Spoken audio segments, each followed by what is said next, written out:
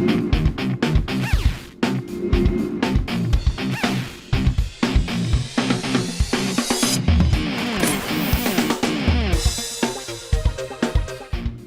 চলছে বিশ্বজুড়ে। Football cricket ছাড়াও খেলার রয়েছে এক দীর্ঘ ফর্দ। শুধু ফলাফল নয়, গত, আজ এবং আগামীর খেলাকে প্রেস বক্স থেকে আমরা দেখতে চাই ভিন্ন চোখে। সেই দেখাটাই দেখতে পাবেন এখন মাঠে। সঙ্গে আছে আমি জুবাইর আহমেদ। শুরুতে এক নজরে দেখে নেব ক্রীড়াঙ্গনের গুরুত্বপূর্ণ খবরাখবর।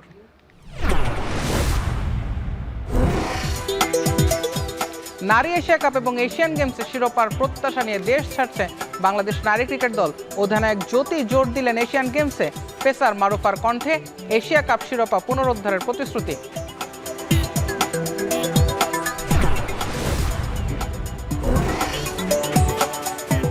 নাইট ক্লাব কেলেঙ্কারিতে পাকিস্তান সিরিজের দ্বিতীয় টেস্টের দল থেকে বাদ পড়লেন ইংল্যান্ডের পেসার ব্রেডন কার্স।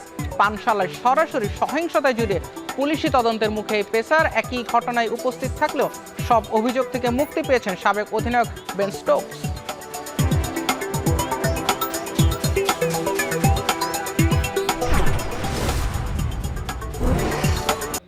পুরুষ ক্রিকেট দল যখন অস্ট্রেলিয়াতে জয় নিয়ে এসেছে কিংবা টেস্ট নিয়ে ব্যস্ত, সেই সময়টা বাংলাদেশ ইমার্জিং দল, এ দল সবাই মাঠের খেলায় কিন্তু ব্যস্ত। বাংলাদেশের পুরুষ ক্রিকেট দলগুলো দেশের বাইরে বিভিন্ন জায়গায় মাঠ মাতিয়ে বেড়াচ্ছে। তবে পিছিয়ে নেই নারী ক্রিকেটারও। দুটো আন্তর্জাতিক আসর এবং স্পষ্ট করে বলে দুটো মহাদেশীয় ক্রিকেটের জন্য তারা লড়ছে। নারী ক্রিকেটের সব শিরোপার স্বপ্নের যে যাত্রাটা, সেটা নিয়ে আমরা আলাপ করব। আমার সঙ্গে আছেন বাংলাদেশ জাতীয় নারী দলের সাবেক অধিনায়ক রুমান আহমেদ। আপা, আপনাকে স্বাগত স্টুডিওতে। আপা, আমরা নারী ক্রিকেটের যে শিরোপার স্বপ্ন বলছি, সেটা নিয়ে কথা বলবো। আপনি বাংলাদেশের নারী ক্রিকেটের যেটা হাইয়েস্ট পয়েন্ট, এশিয়া কাপ জেতা যে টিমটা, সেই টিমের আপনি ভাইস ক্যাপ্টেন ছিলেন, if I am not wrong. And আমরা সেই বাংলাদেশের নারী ক্রিকেটের যে দুটো শিরোপার স্বপ্নে বাংলাদেশ যাচ্ছে, সেগুলো আগে দেখব। তবে তার আগে আমি পুরো আলোচনার শুরুতে একবার শুনে নিতে চাই বাংলাদেশের বর্তমান জাতীয় দলের যিনি অধিনায়ক, আপনার এক সময় সতীর্থ ছিলেন নিগার সুলতান জ্যোতি, তিনি কি বলছেন শিরোপার স্বপ্ন নিয়ে, এবং পেসার মারুফা তাদের কি বক্তব্য দেশ ছাড়ার আগে, তারা কি বলে গেছেন, সেটা আমরা আগে শুনবো, তারপর আমি আপনার সঙ্গে আলোচনায় আসবো। চেষ্টা তো থাকবে, কারণ প্রথমে আমরা এশিয়া কাপ, সো এশিয়া কাপে যদি আমরা টিমটা বেটার খেলতে পারে, সো এশিয়ান গেমসে সেটা একটা রিফ্লেকশন তো ডেফিনেটলি আসবে। বাট আমরা মনে করি যে আমাদের প্রিপারেশন ওয়াইজ অনেক ভালো, বাট কন্ডিশনের সাথে মানিয়ে যদি আমরা বেটার ক্রিকেট খেলতে পারি, সো দুটো টুর্নামেন্টে আমাদের ভালো করার একটা সম্ভাবনা থাকবে। আমাদের পিছনে যারা হচ্ছে 4-5টা পেস বোলার আছে, তারা অনেক দুর্দান্ত করতেছে। তো আশা করা যে আমাদের পেস বোলিং ইউনিটটাও অনেক স্ট্রং হবে। ভাই, কে জিততে চায় না বলেন? সবাই তো জিততেই চায়। ইনশাল্লাহ আমরা টার্গেট আমরা চ্যাম্পিয়ন হব ইনশাল্লাহ। নিগার সুলতানা জ্যোতি বলছিলেন যে কন্ডিশনের সঙ্গে মারিয়ে নেওয়াটা খুব বড় চ্যালেঞ্জ, এবং পেসার মারুফা বলছিলেন সবাই জিততে চায়, আমরা শিরোপাটা ফিরিয়ে আনবো। আপনি বাংলাদেশের যেই এশিয়ান গেমস এবং যেটা এশিয়া কাপ, দুটোতে ছিলেন। এশিয়ান গেমসটা দিয়ে আগে শুরু করতে চাই। দুটো সিলভার আমাদের আছে, একটা ব্রোঞ্জ আছে। এশিয়ান গেমস জেতাটা অ্যাকচুয়ালি কতটা টাফ বাংলাদেশের জন্য? আসলে এখন যে সিচুয়েশন আছে বর্তমানে, টাফ বলতে কোনো কিছুই নেই। এটা গোল বলের খেলা, যখন তখন সিচুয়েশন চেঞ্জ হতেই পারে। আর এমন তো নয় যে ওখানে যে আমরা মানে আমাদের এশিয়ার বাইরে কোনো দেশ আছে, এবং যারা আছে তাদের প্রত্যেকের সাথে আমাদের জয়ের অভিজ্ঞতাগুলোও আছে। তো আমার কাছে মনে হয় না যে এটা একটু চ্যালেঞ্জিং অবশ্যই আছে, যে ইন্ডিয়া বর্তমানে খুব ভালো খেলছে, তাদের সাথে লড়াই করাটা একটু চ্যালেঞ্জিং। তারপরে আমি মনে করি যে যদি আমরা আমাদের মূল এফোর্ট নিয়ে যদি আমরা লড়াই করতে পারি, অবশ্যই আমরা জয়লাভ করতে পারি। এশিয়ান গেমসে যে জিনিসটা চেক করছিলাম আমরা, যে বাংলাদেশ দুটো সিলভার আছে, দুটো সিলভার টিমেই আপনি ছিলেন, if I am not wrong, 2010 এবং 2014। এরপরে এর পরবর্তীতে যেটা লাস্ট যেটা ছিল, সেখানটা আমরা ব্রোঞ্জ জিতলাম। কেন জানি না, বারবারই যে জিনিসটা আমরা দেখছি বাংলাদেশের উইমেন্স ক্রিকেটের, এটা একটা সিনারিও হয়ে যাচ্ছে যে প্রেশার ম্যাচগুলোতে আমরা ইন্ডিয়ার কাছে বারবারই কলাপস করছি। নট জাস্ট হারছি, আমি হারছি শব্দটি ইচ্ছে করে বললাম না, কলাপস করছি, মানে যেই প্রত্যাশা নিয়ে যায় সেটার থেকে অনেকখানি পিছিয়ে যায়। ইন্ডিয়ার সঙ্গে কেন বাংলাদেশের এই সাইকোলজিক্যাল ব্যাটেলে কেন আমরা বারবার কলাপস করছি, নট অ্যাগেন হেরে যাচ্ছি না, কলাপস করছি, কেন এটা হয়? আমার কাছে এখানে মনে হয় যে ওদের যে টিমের যে টিম গঠনের যে প্রসেসটা আর বাংলাদেশের টিম গঠনের প্রসেসটা একটু ভিন্ন। আমি এর জন্য ভিন্ন আমি এটাকেও বর্ণনা করতে পারি, কারণ আমরা দেখেছি যে আমরা 18 সালে কিন্তু ব্যাক টু ব্যাক কিন্তু এশিয়া কাপে তাদেরকে হারিয়েছি। তার আগে কিন্তু আমাদের ওইভাবে কোনো ভালো অভিজ্ঞতা ছিল না। বাট আমরা তাদেরকে দেখিয়ে দিয়েছি যে আমাদের টিমটা কত দূর মানে কতটা ডেভেলপ হয়েছে। বাট এরপরে কিন্তু ইন্ডিয়া টিমের বহুত মানে অনেক দূর কিন্তু তারা অনেক চেঞ্জ করেছে, অনেক ট্যালেন্টেড প্লেয়ার আসছে। সেখান থেকে কিন্তু আমরা কিন্তু আবার পিছায় গেছি, যে আমাদের যে ডোমেস্টিক থেকে যে পরিমাণে মানে নারী ক্রিকেটারদের আসার কথা ছিল মানে ওইভাবে কিন্তু আমরা পাইনি, বা ওইভাবে কিন্তু আমরা হান্টও করতে পারিনি যে আমরা যে বের করতে হবে যে আমরা ওইখান থেকে হয়তো বেশ কিছু পরিবর্তন করেছি। বাট যেগুলো পরিবর্তন করেছি, যেমন সালমাপুর জায়গা যদি বলি, এখন পর্যন্ত ওইভাবে সালমাপুর মতো ট্যালেন্ট প্লেয়ার বা জাহানার মতো ট্যালেন্ট বলার এখন পর্যন্ত আসেনি। হ্যাঁ, মারুফা অনেকটা কাভার করছে, বাট পেস ইউনিটে মারুফা একা কত দূর কি করতে পারবে? দুজন পেসার নিয়ে বিশ্বকাপে খেলতে গেল আমাদের টিম। তো সেই দিক থেকে আমরা বেশ একটু পিছিয়ে আছি। বাট আমি বলবো না এর মানে যে ভারতের থেকে আমরা খুব বেশি দূরে, আমরা হয়তো আমাদের আরেকটু এফোর্ট দিলে হয়তো বা আমরা খুবই ক্লোজলি যেতে পারি। এশিয়ান গেমসে নিগার সুলতানা জ্যোতি বলছিলেন যে তিনি পোডিয়ামে উঠতে চান, তিনি শিরোপার স্বপ্নটা তিনি দেখতে চান। এশিয়ান গেমসে আমাদের তো প্রিভিয়াস রেকর্ডটা ভালো না। একটা জিনিস আমার এই জায়গাটা আমার খুব বেশি আগ্রহ হচ্ছে, যখন প্রেশার টাইমে যান আমরা বাংলাদেশ পুরুষ ক্রিকেট দলে কিন্তু এটা সত্যি কথা যে আমরা ফাইনাল জেতার অভ্যাস আমাদের নেই। 3টে এশিয়া কাপ ফাইনাল বাংলাদেশের ছেলেরা হেরেছে। ফাইনাল ম্যাচগুলোতে বড় দলের সঙ্গে যখন আপনারা খেলতেন, আপনি বেশ কয়েকটা ফাইনাল খেলেছেন, সিলভার গোল্ড মেডেল ম্যাচ খেলেছেন, Asia cup final, psychologically Bangladesh টিমের অ্যাকচুয়ালি সিচুয়েশনটা কেমন থাকে ওই জায়গাগুলোতে, ওটা একটু ব্যাখ্যা করুন। এখানে আমার মনে হয় অভিজ্ঞতার একটা ফ্যাক্ট থাকে যে আমরা লাইফে খুব বড় বড় টুর্নামেন্ট খুবই কম খেলেছি। সেক্ষেত্রে আমাদের দেখা যাচ্ছে আফসোসের পরিমাণটাই বেশি থাকে। যেমন আমরা লাস্ট যেটা হেরেছিলাম যে পাকিস্তানের কাছে মাত্র 4 রানে, যেটা আমরা সিলভার জিতেছিলাম কোরিয়াতে, ওটা কিন্তু এক্সপেক্টেড ছিল যে বাংলাদেশ গোল্ড মেডেলটা নিয়ে আসবে। হ্যাঁ, আমাদের খুবই ছিল যে আমরা আসলে কনফিডেন্টই ছিলাম যে আমরা গোল্ড মেডেল নিয়ে আসবো। বাট 4 রানে হেরে যাওয়াটা এটা আমাদের জন্য খুবই শকিং ছিল। বাট এই মূল ম্যাচগুলোতে দেখা যাচ্ছে যে আমরা খুবই কম, যে 4-5 রানের মধ্যে আমরা দেখা যাচ্ছে যে মেডেলটা হারিয়ে ফেলি।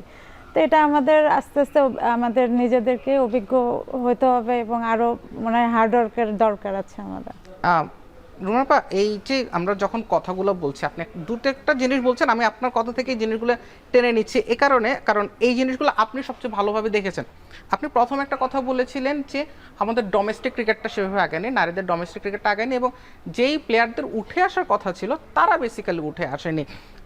এই জিনিসটা কেন হচ্ছে? ডোমেস্টিক ক্রিকেট নিয়ে তো ছেলেদের ডোমেস্টিক ক্রিকেট নিয়ে আমরা যতটা দেখি যে আমরা নারী ক্রিকেট সেভাবে দেখি না। একবার মাত্র মনে হয় টেস্ট সংস্করণে 3 দিনের একটা ক্রিকেট দেখেছিলাম, এরপর হয়নি। অ্যাকচুয়ালি নারী ক্রিকেটের পাইপলাইনে কি পর্যাপ্ত ক্রিকেটার আছে? আপনি কি দেখেন যে ভবিষ্যতে আপনাদের যে লেগেসিটা, এই যে পেছনে যে এশিয়া কাপের যে ছবিটা ভাসছে, এই লেগেসিটা ক্যারি করার মতো প্লেয়ার অ্যাকচুয়ালি পাইপলাইনে আছে কিনা? আপনি কি এই জিনিসগুলো অবজার্ভ করেছেন কিনা এর মাঝে?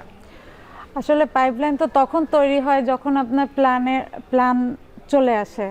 আপনার প্ল্যানে যদি আমি সাপোজ যদি আমি উদাহরণস্বরূপ বলি যে এই বছর কিন্তু আমরা এখন পর্যন্ত ডোমেস্টিক কোনো ক্রিকেট খেলতে পারিনি।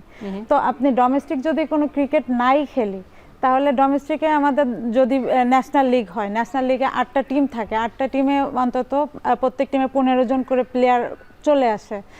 তাদের প্র্যাকটিসের একটা ব্যাপার আছে, তাদের গেম সিনারিওর একটা ব্যাপার আছে। তা এইগুলো থেকে যদি বঞ্চিত হয় তারা মানে ভবিষ্যতে মানে ন্যাশনাল টিমে ইন করবে কেমন করে যদি তারা ডোমেস্টিক ক্রিকেটটাই না খেলতে পারে? তো এখানে ডোমেস্টিক ক্রিকেটটা অনেক বড়, আমার কাছে মনে হয় বড় ভূমিকা পালন করে পাইপলাইন তৈরি করার জন্য। যেখানে আগে আমরা ডিস্ট্রিক্ট খেলতাম, ডিভিশনটা যদিও এখন এনসিএল নামে চলে, বাট আমাদের এবার প্রিমিয়ার লিগটাও এবছর হয়নি। তো প্রিমিয়ার লিগটা কিন্তু প্লেয়ারদের আয়ের একটা উৎস। তো অনেক প্লেয়ারকে আমার সামনে কাঁদতে দেখেছি যে তারা মানে সারা বছর প্র্যাকটিস করবে কি দিয়ে, এটা তো আসলে অনেক ব্যয়বহুল একটা গেম। তো অনেক প্লেয়াররা দেখা যাচ্ছে যে খেলাধুলার মানে অভাবেই খেলতে আগ্রহী না, আগের মতো আগ্রহী হচ্ছে না। তো এখানে যে আপনি যে পাইপলাইনের কথা বলছেন, ওইভাবে কিন্তু তাহলে আমরা তৈরি করতে পারছি না। এখন দেখা যাচ্ছে নতুন একটা উদ্যোগ নিয়েছে যে 8টা বিভাগে হয়তো বা আমাদের মেন্টর হিসেবে 8জনকে সাবেক ক্রিকেটারকে দিবে। হয়তো সেখান থেকে ডেভেলপ করবে, বাট এগুলো আবার সেই লেন্দি প্রসেসের মধ্যে যাবে, আবার নতুন করে শুরু করতে হবে। বাট এই যে ব্যাকে আমরা যে এখন যতটা ব্যাকফুটে আছে ওটা কাভার করতে আবার দেখা যাচ্ছে 2-3 বছর লেগে যেতে পারে। আর রুনাপা, এই জায়গাগুলোতেই যখন আসি তখন আমাদের অ্যাকচুয়ালি আক্ষেপগুলোই বাড়ে বেসিক্যালি, কারণ এই কথাটা সত্য যে উইমেন্স ক্রিকেট বাংলাদেশকে এখন পর্যন্ত যতটুকু এনে দিয়েছে মেন্স ক্রিকেটে যেখান থেকে আমরা সবচেয়ে বেশি প্রত্যাশা করি সেটা আমাদেরকে সেই অর্থে তেমন কিছু দিতে পারেনি। সো এই জায়গাটা তো কিন্তু সত্যি। সো উইমেন্স ক্রিকেটের এই হালটা হলো কেন? একটা তো আমরা তো একটা ফ্লোতে যাচ্ছিলাম, 10-এ সিলভার, 14-তে সিলভার, 16-তে আমাদের ভালো রেজাল্ট ছিল এশিয়া কাপে, 18-তে এশিয়া কাপে আমরা জিতে ফেললাম। ওই যে 10 থেকে 18 যে 8 বছরের যে স্প্যানটা আপনারা যারা সেই সময়টা ছিলেন, এরপর থেকে ডাউনফলটা ঠিক কোথা থেকে শুরু হলো সেটা কি কখনো নিজেদের মধ্যে কি আলাপ করেছেন সাবেক সতীর্থদের সঙ্গে যে হ্যাঁ আমাদের এই টিমটা এই জায়গাগুলো ধরে রাখতে পারেনি? না, অ্যাকচুয়ালি আমরা যেভাবে স্টার্ট করেছিলাম আমরা তো ওইভাবে ছিলাম না। আমাদের আসলে প্রথম দিকে যতটা নার্সিং করার দরকার ছিল আমরা ওইভাবে ওই গাইডলাইনটা কিন্তু পাইনি।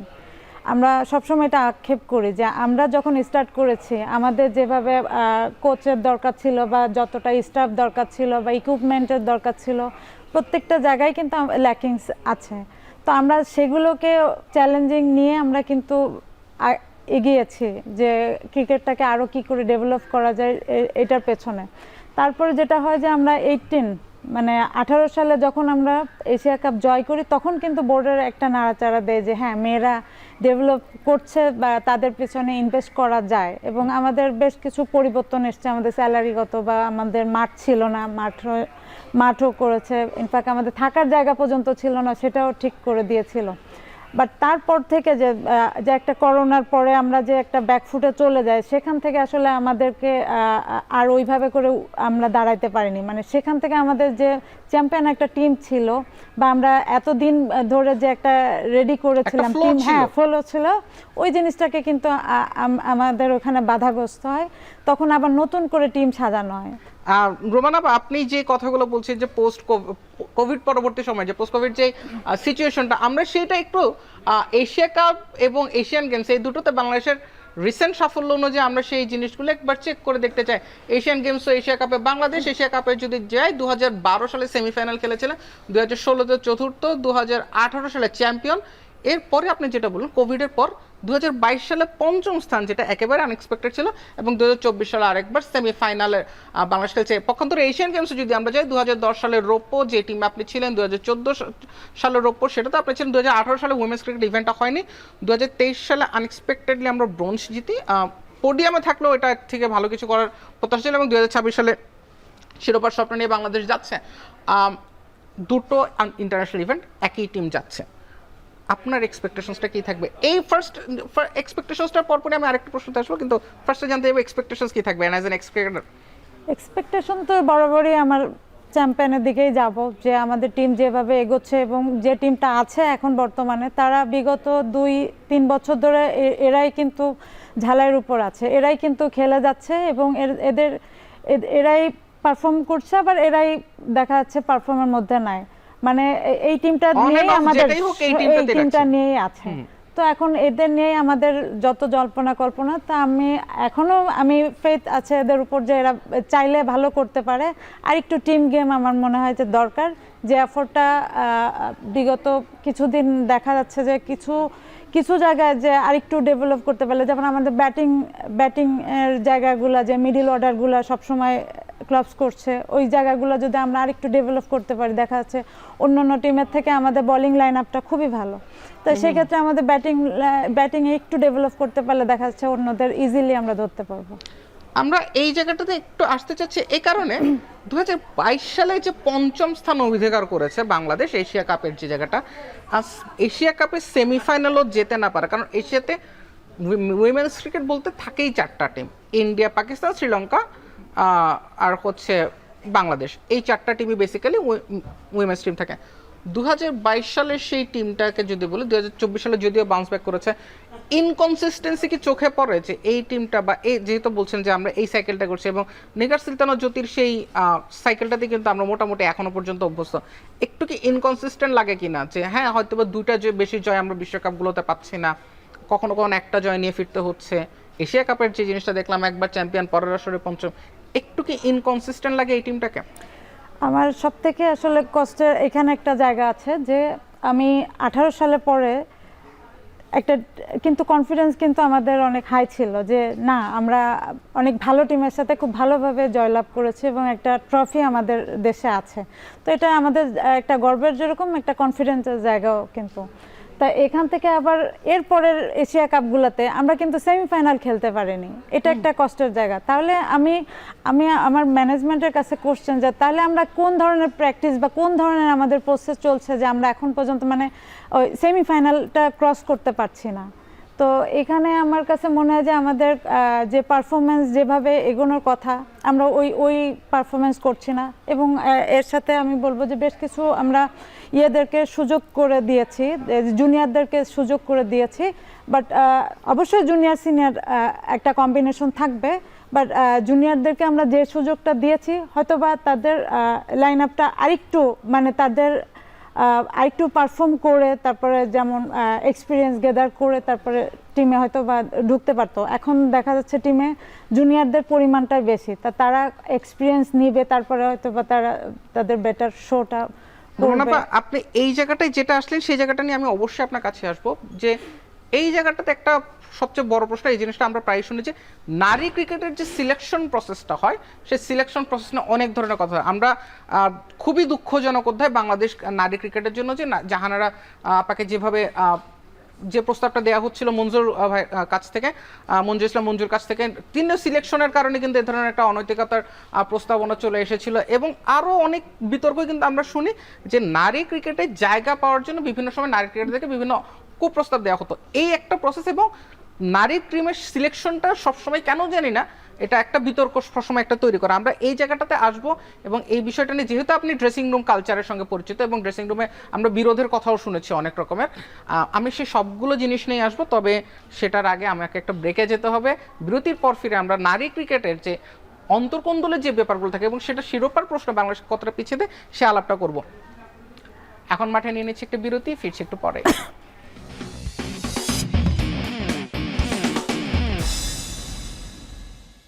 আমি ভরসা রাখি হিরন স্মার্ট ওয়াটার পিউরিফায়ারে।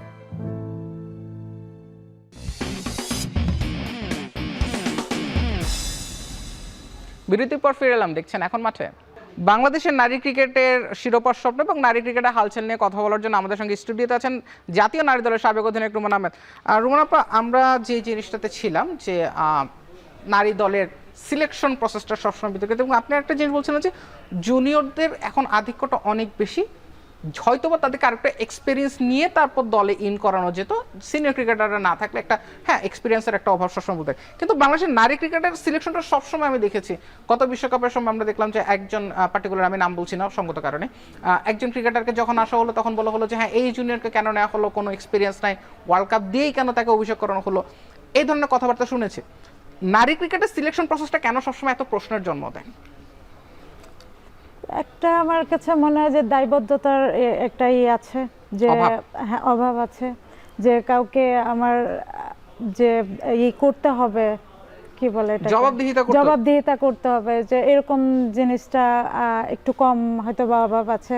এবং নারী ক্রিকেট আসলে ওইভাবে কোথায় কি কে যাচ্ছে কে না যাচ্ছে এটা নিয়ে অতটা ফোকাস, যেমন তামিম ভাই কিছুদিন আগে কিন্তু এই কথাটা একটা সত্যি কথা বলেছেন যে নারী ক্রিকেটটা এখন মানে এখন পর্যন্ত এমন একটা পজিশনে আছে যেখানে ওইভাবে দায়বদ্ধতা নাই, যে কেউ মানে খেলার দরকার খেলছে, যে এটাকে সিলেকশনের দরকার সিলেকশন করছে, যে ওইভাবে যে কাউকে যে বলতে হবে এরকম কোনো নাই, রীতিনীতি এখনো তৈরি হয়নি।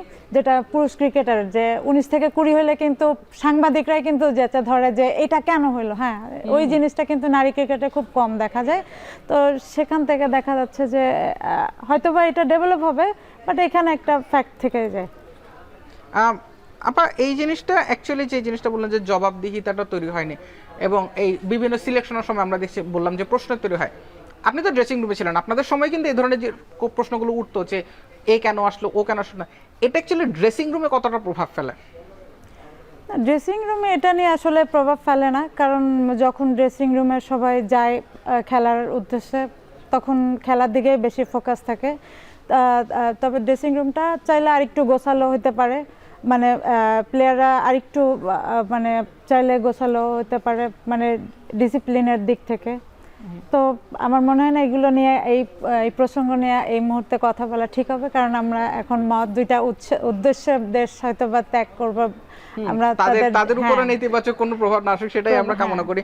তবে এই জিনিসটাও তো একটা সময় এটা যদি এখনকার কথা না, হাসান তিলাকারাতনে যখন কোচ ছিলেন তখন একটা কথা বলা হচ্ছিল যে বাংলাদেশের ড্রেসিং রুমে বেশ কিছু ঝামেলা তৈরি হচ্ছে, কিছু গ্রুপিং তৈরি হচ্ছে, এই ধরনের কথাও কিন্তু আমরা শুনেছি। আমার যেটা প্রশ্ন সেটা হচ্ছে, আমরা যখন কথা বলছি যে বাংলাদেশের একটা শিরোপার স্বপ্ন নিয়ে যাচ্ছে, একটা তার একটা পোডিয়ামে থাকতে যাচ্ছে, সেটা এশিয়ান গেমস হলে মেডেল, এশিয়া কাপে হলে একটা শিরোপা, যখন এই ধরনের সিচুয়েশনগুলো তৈরি হয়, এটা কি শিরোপা স্বপ্নে আপনাদেরকে মানে চ্যাম্পিয়ন হওয়ার ক্ষেত্রে কি এগুলো বাধা তৈরি করতো কিনা আপনাদেরকে? অবশ্যই বাধা তৈরি করে, কারণ এক টিম এক সুতোয় গাঁথার মতো, এখন একটা ফ্যামিলি হয়ে খেলতে হবে। তা সেখানে যদি একটা গ্রুপিং বা একটা অন্যরকম সিনারিও দেখা যায়, টিম কিন্তু 2-3 খণ্ড হয়ে যায়। তো এই সমস্ত খণ্ড খণ্ড নিয়ে তো আসলে একটা ট্রফি আনা তো সম্ভব না। একটা টিম হয়ে যদি আমরা না খেলতে পারি, আমার মনে হয় না আমাদের ট্রফি দেখার কোনো স্বপ্ন দেখার অধিকার আছে। বাংলাদেশের এই টিমটা যারা অনেকটা দিন ধরে একসাথে খেলছে, আপনি যদিও বলছেন যে জুনিয়রের আধিক্য বেশি, কিন্তু তারপরে এই টিমটা কিন্তু অনেকটা দিন ধরেই একসঙ্গে খেলছে। এই টিমটাকে নিয়ে আপনার কতটা কনফিডেন্স যে তারা এক একটা, আপনি যেটা বললেন যে এক হয়ে খেলতে পারলে অ্যাকচুয়ালি সাফল্য আসে, এই টিমটার ভিতরে কি সেই স্পিরিটটা আপনি ফিল করেন দূর থেকে যখন আপনি তাদের মাঠে যখন আপনি তাদেরকে খেলতে দেখেন, তখন কি আপনি ফিল করেন যে হ্যাঁ, they are a unit who could bring us a trophy? তাদের ভিতরকে এই আত্মবিশ্বাসটা আপনি খুঁজে পান কিনা যে তারা ট্রফি আনবে? অবশ্যই ট্রফি আনার অ্যাবিলিটি তাদের আছে, আমাদেরও আত্মবিশ্বাস আছে যে তারা ট্রফি জিততে পারে। ওই যে আগের প্রসঙ্গে আবার আসতে হবে যে ট্রফি আনতে গেলে আরেকটু এফোর্ট দিতে হবে, যেটা আমরা লাস্ট যে ওয়ার্ল্ড কাপগুলোতে দেখেছি যে আমাদের ব্যাটিংয়ের যে প্রভাবগুলো ছিল, যে আমাদের আরেকটু যদি ভালো করতে পারতাম তাহলে হয়তো বা আমরা আরও বিগ ম্যাচগুলো জিততে পারতাম। এবং বড় ম্যাচগুলোতে দেখা যায় আমাদের ব্যাটিং ফ্লপগুলো করে আমাদের ব্যাটসম্যানরা। তো এইখানে আরেকটু মানে এক্সপিরিয়েন্স যদি আমরা খাটাইতে পারি, সেক্ষেত্রে দেখা যাচ্ছে যে আমাদের ইজি হয়ে যাবে ব্যাপারগুলো। ব্যাটিংয়ের প্রশ্নে সবচেয়ে বড় ভরসার কথা নিগার সুলতানা জ্যোতি, এটা আমরা সবাই মানি। এবং যেটা ফিল হয় আমাদের যে জ্যোতি যতক্ষণ ক্রিজে আছে ততক্ষণ আমাদের রান আসছে, জ্যোতি নাই তো আমাদের রান একটু ধীর গতিতে আসবে। একক নির্ভরতার যে ব্যাপারটা, একটু আগে আমরা ব্রেকের আগে যে প্রথম ভাগে বলছিলাম যে আমাদের পাইপলাইনে ক্রিকেটার নেই, আবার এখন বলছি জ্যোতির উপর নির্ভরতা অতিমাত্রায়, এই জিনিসটা কি বাংলাদেশ ক্রিকেটের, আমি জানি না আমার এই কথাটা অ্যাকচুয়ালি নেতিবাচক শোনাবে কিনা, কিন্তু আমার কাছে মনে হয় যে এটা খুব একটা নেতিবাচক দিক যে আমরা একজনের উপরে পুরো রানের উপর ফোকাস করছি, রানের জন্য একজনের উপরে ফোকাস করছি। যদি লেট অর্ডারে ফাহিমা কিছু রান সবসময় যোগ করেন, টপ অর্ডারে ওপেনার হিসেবে জুয়াইরিয়া কিছু রান করার ট্রাই করেন, বাট এই যে জ্যোতির উপর এত বেশি নির্ভরতা, এটা তো সম্ভবত বাংলাদেশের জন্য একটা নেতিবাচক বার্তাই দেয় কিছু ক্ষেত্রে। এটা যে একটা দেশে একটা প্লেয়ার খেলবে এটা তো হইতে পারে না, যে ব্যাটসম্যান আমি টিমে যদি 5-6জন থাকে সবারই কন্ট্রিবিউশনের একটা দায়িত্ব থাকে। তো এই ক্ষেত্রে না শুধু আমি যে বলবো যে ইদানিং জ্যোতিকে ফোকাস করব এটা না, ইদানিং শোভানা ভালো করছে, ও বেশ কিছু স্কোর আছে, তারপরে শারমিন সুপ্তার দারুণ খেলছে, ও কিন্তু ভালো মানে ফলোতে আছে। সেক্ষেত্রে দেখা যাচ্ছে যে আমাদের 3-4টা, তারপরে একটা দায়িত্ব থেকে যায় যে আমাদের মিডিল অর্ডার যেটা স্বর্ণার উপর একটা একটা দায়িত্ব থাকে যে ওকে ম্যাচটাকে শেষ করতে হবে। ও যদি এই দায়িত্বগুলো ঠিকভাবে পালন করতে পারে, দেখা যাচ্ছে ম্যাচগুলো কিন্তু ঘুরে যায়, অনেক সময় দেখা যাচ্ছে হারা ম্যাচও ঘুরে যেতে পারে।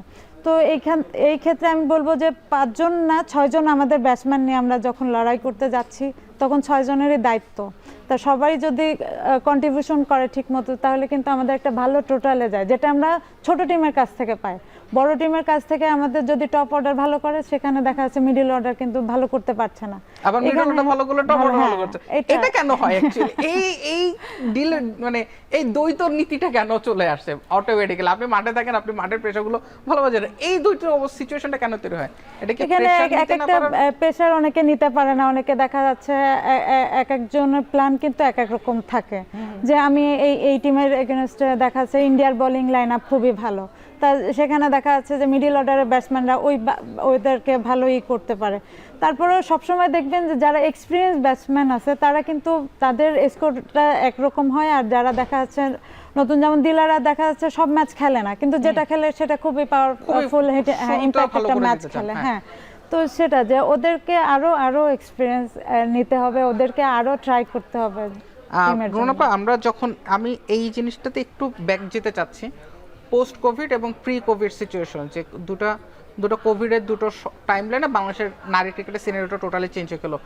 আপনি কোভিড পরবর্তী যে জিনিসটা বলছেন যে বাংলাদেশের নারী ক্রিকেট ওইভাবে ডেভেলপ করলো না, চেঞ্জেসটা অ্যাকচুয়ালি কী ছিল? 2 বছরের গ্যাপটাই কি অ্যাকচুয়ালি রিদমটাকে নষ্ট করে দিয়েছিল, নাকি অন্যান্য কোনো ফ্যাক্টর ছিল যেটা হয়তো বা সেই জিংসটাকে ব্রেক করে দিয়েছে? চেঞ্জেস বিগ, মানে সব কিছুই আপনার এখানে চেঞ্জেস ছিল। যেমন আমাদের একটা যে ম্যানেজমেন্ট ছিল, টোটালি ম্যানেজমেন্টটাই চেঞ্জ হয়ে গিয়েছে। তো ম্যানেজমেন্ট চেঞ্জ হওয়াতে দেখা যাচ্ছে যে আগে আমরা যেমন ফরেন কোচদের আন্ডারে ছিলাম, তাদের লার্নিং প্রসেস একরকম ছিল, আবার যাদের এনেছিল নতুন করে তাদের প্রসেস কিন্তু ডিফারেন্ট ছিল। তো এখানে তাদেরটা গেদার করতে একটা টাইমিংয়ের ব্যাপার ছিল। নেক্সট যে জিনিসটা থাকে সেখানে আছে হচ্ছে টিম সিলেকশনের একটা বিগ ফ্যাক্ট ছিল, যে আমাদের তখনকার ম্যানেজার বলেন সিলেক্টর বলেন একজনই ছিল, মঞ্জুরুল ইসলাম। এখন তার ফার্স্ট প্রায়োরিটি ছিল যে সে সিনিয়রদেরকে হাইড করবে, সে সিনিয়রদেরকে বাদ দিবে। এখন কি করে বাদ দিবে, যে আস্তে আস্তে আমাকে কিন্তু ক্যাপ্টেন্সি থেকে এসেই সরাই দিছে। এটা আমার কষ্ট ছিল না, কিন্তু আমার সাথে টোটালি কোনো ডিসকাস করেনি, এটা আমার কষ্টের একটা জায়গা ছিল। তো এইটা কিন্তু একটা ভালো আইকনিক কিন্তু না, বিহেভিয়ার না, হ্যাঁ ভালো সাইন হতে পারে না। আমার সাথে কিন্তু ডিসকাস করতে পারতো, আমি যে সারা জীবন ক্যাপ্টেন থাকবো বা সারা জীবন খেলবো এরকম কোনো কথা না। তো এই যে সিনিয়রদের সাথে যে উনি যে একটা ব্যাড বিহেভিয়ার, একটা ব্যাড কালচার তৈরি করলো, মানে এখান থেকে কিন্তু আবার নতুন নতুন জুনিয়রদেরকে উনি ইনক্লুড করলো। তো তাদের তো শেখার একটা জায়গা থাকতে হবে, তাদের তো আপনার খেলা খেলে তারপরে আমাদের কম্পিটিশন, তা কম্পিটিশন কিন্তু তৈরি হয়নি। আমার মনে হলো যে আমি রোমানার জায়গায় একজনকে ঢোকালো। এখন বলেন যে আমার পারফরমেন্সটা কে করতেছে? আমি তো সারা জীবন মানে ফুল স্পেলে দেখা যাচ্ছে বোলিং করেছি, তারপর ব্যাটিংয়েও কন্ট্রিবিউশন ছিল। তো এই অলরাউন্ডার পারফরমেন্সটা কে দিচ্ছে বা কে দিয়েছে আপনাকে?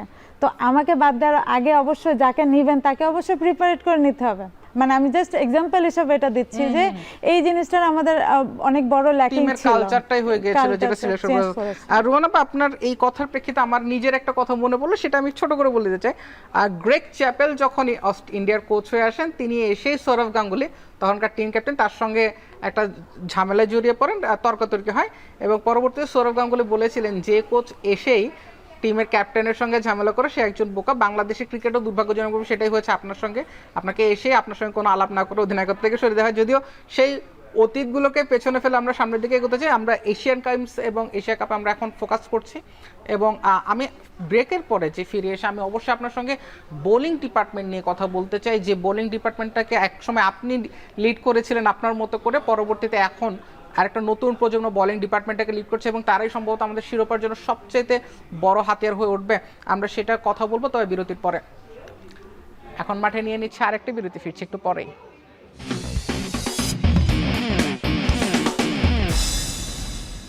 আমি ভরসা রাখি হিরন স্মার্ট ওয়াটার পিউরিফায়ারে।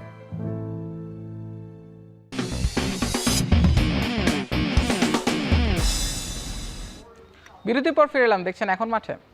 দেশের নারী ক্রিকেটের শিরোপা স্বপ্ন এবং দেশের নারী ক্রিকেটের হালচাল নিয়ে কথা বলার জন্য আমাদের সঙ্গে স্টুডিওতে আছেন জাতীয় নারী দলের সাবেক অধিনায়ক রুমান আহমেদ। রুমানাপা, আমরা যে কথাটা ব্রেকের আগে বলছিলাম, যে বর্তমানে বাংলাদেশ টিম যে যাচ্ছে শিরোপার জন্য, আমরা যে চিন্তা ভাবনাটা করছি, সেই চিন্তা ভাবনার সবচেয়ে বড় অনুষঙ্গটা আমাদের বোলিং ডিপার্টমেন্ট। পেস বলার আমাদের পাইপলাইনে খুব একটা নেই। ফারিহা তৃষ্ণা এবং মারুফ আক্তারের যে আমরা স্ট্রেংথ বলি বা তার সৌন্দর্য বলি, পুরোটাই হচ্ছে অনেকটাই ইনসুইং নির্ভর, এবং তার ইনসুইং পুরো ওয়ার্ল্ড কাপে এবং পুরো বিশ্বের কাছে ব্যাপকভাবে সমাদৃত। পেস ডিপার্টমেন্টের জাস্ট 2 জন পেসার, এই জিনিসটাকে আপনি কিভাবে মূল্যায়ন করবেন? মূল্যায়ন বলতে মারুফা বরাবরই বেস্ট একটা এফোর্ট দিয়ে যাচ্ছে, ওর 4 ওভারটা খুব ইম্পর্টেন্ট। হ্যাঁ, ও কিন্তু মেশিন না। একটা জিনিস খেয়াল করে দেখবেন, ও যেভাবে স্টার্ট করেছিল, মানে ক্রিকেট স্টার্ট করার সময় একরকম ছিল, বাট ওর কিন্তু এখন ওই আগের মতো কিন্তু যে উইকেট পাচ্ছে বা সবাই কিন্তু ওকে রিড করে ফেলেছে। হ্যাঁ অলরেডি। তো আমরা কিন্তু এমনিতেই একজনের উপর নির্ভর, এরপরে যদি ভালো ব্যাটসম্যানরা যদি ওকে রিড করে ফেলে তো আমাদের কিন্তু বোলিং সাইডটা যে আমরা যেটা আশা করছি ওইভাবে কিন্তু হবে না।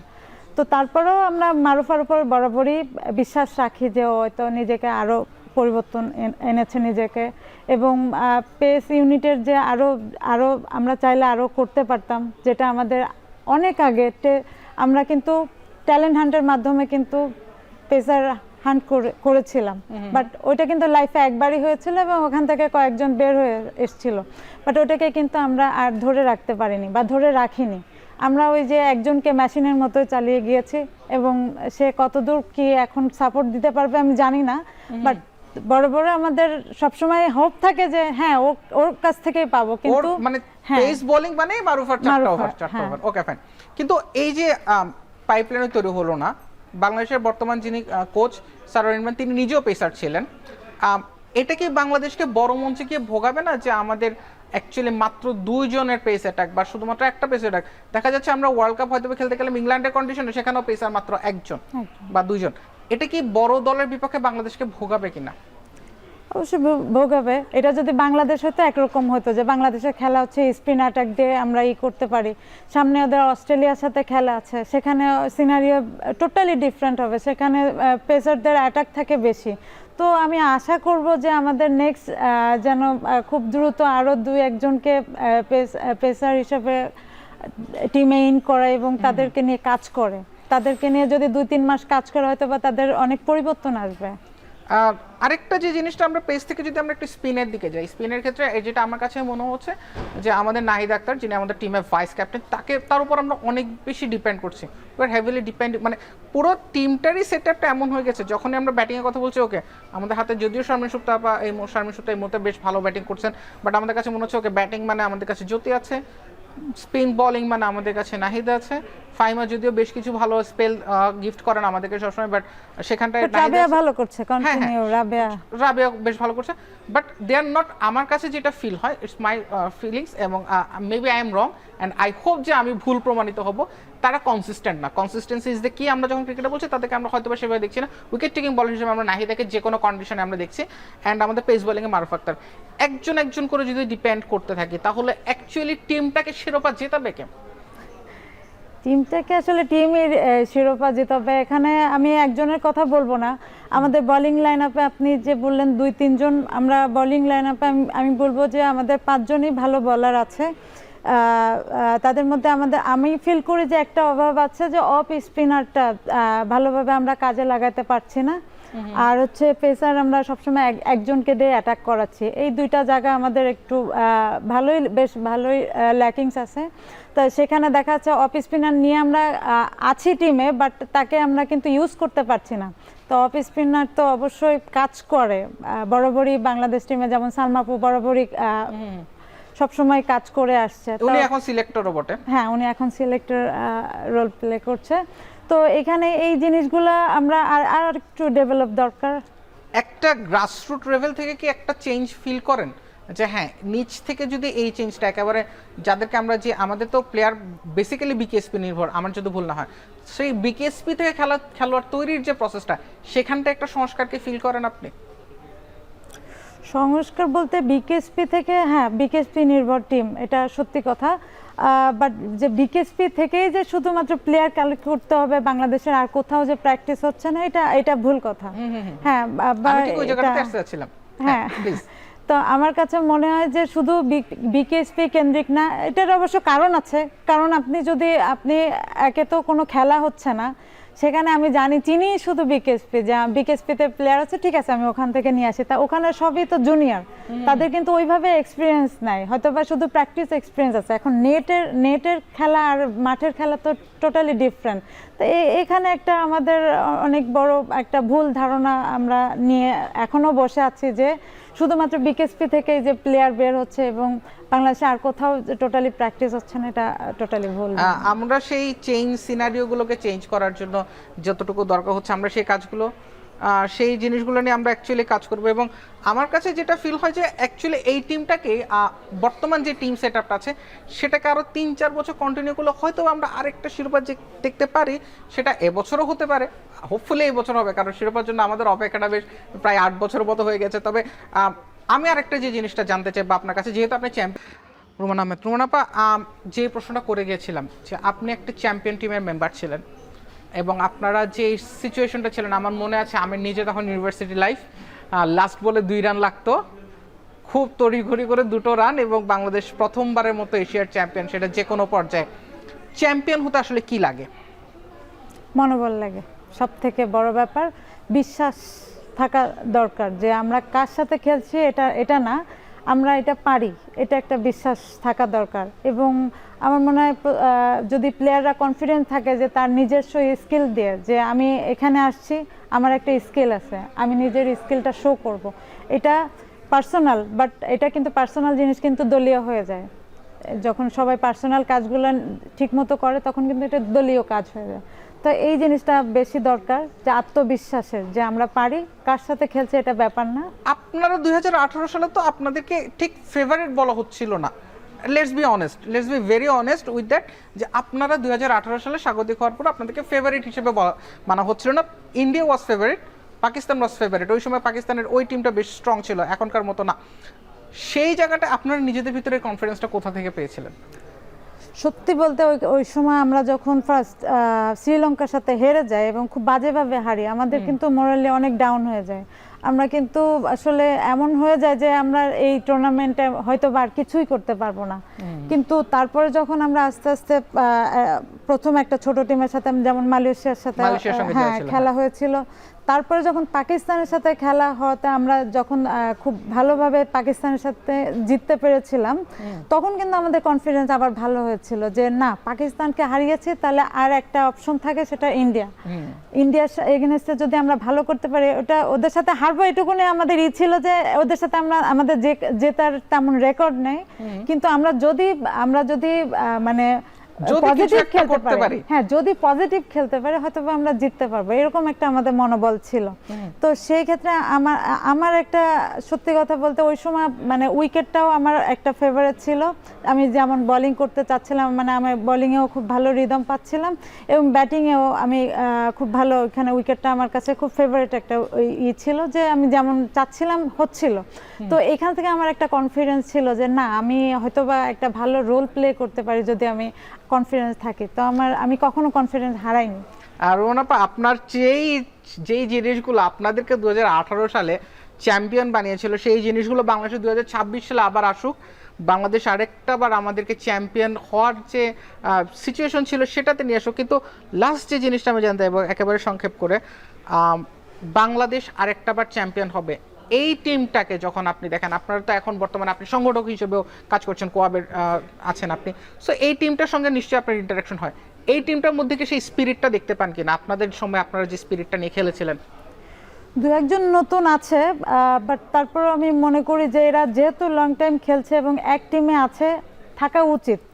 এখন আমার অনেকদিন আমি টিমের সাথে নাই, হয়তো বা ওই স্পিরিটটা দিয়ে আমি কথা বলতে পারবো না, বাট আমি বলবো যে তাদের থাকা উচিত, যে আমরা একটা চ্যাম্পিয়ন হতে যাচ্ছি এবং আমাদের ওই কনফিডেন্সটা নিয়েই আমাদের এগোনো উচিত।